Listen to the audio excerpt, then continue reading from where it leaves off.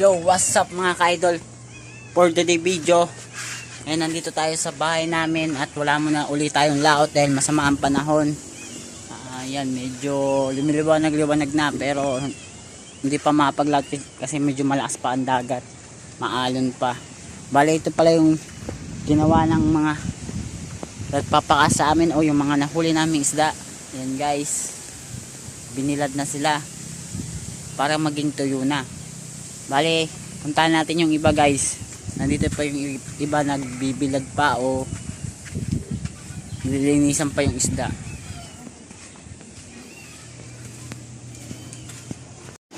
Yan dito guys, yun yung malakas pa rin ang alon ng dagat kaya hindi pa rin pwedeng lumaot. Ang mga bangka puro nakatabi na o nakabara. Yan guys, medyo masama pa talaga ang panahon kaya hindi pa tayo makakalaot mga ka-idol. Tingnan nyo naman yan, no? Sa sobrang lakas niyan, yung mga bangka talaga ay pinatabi na. Yun yung dagat natin guys, medyo malakas pa, di pa tayo makakalaot.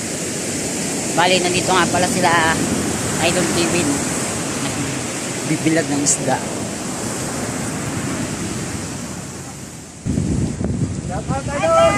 Para maging daing na po ang isda na nahuli nila Kuya Kevin. Bigat kami ng ulan. Bigat. Bigat ng ulan mga. Tuyo magaginit. Maulan di ba nga? Maulan. Maulan ang panahon. Ayan guys, yan yung mga huli nila. Bigat kami. Magkalma guys.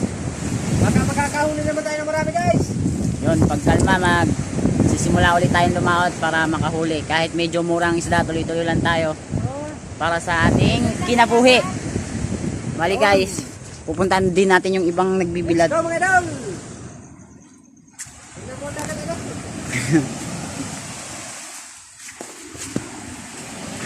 Bali ito pa pala guys, mayroon pa palang nakabilad ditong iliw o yung flying fish. Yan guys, nakabilad pa dito malapit sa baybay. O lahat ng bangka dito naka standby na o mga nakabara na.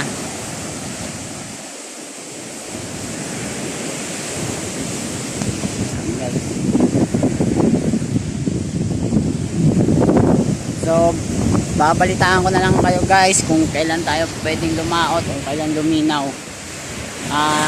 Nga medyo nakakatakot guys kasi medyo maraming nawawala ngayon, no? Nawawala sa laot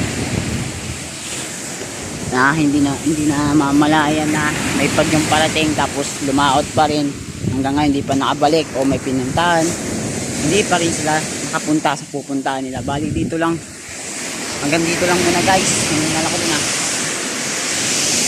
So shoutout sa inyong lahat at mag-ingat po tayo. At paki-like and follow and share na rin po ang ating page. Ganon din po ang aking YouTube na Romel TV. Paki-subscribe na rin po. Maraming salamat.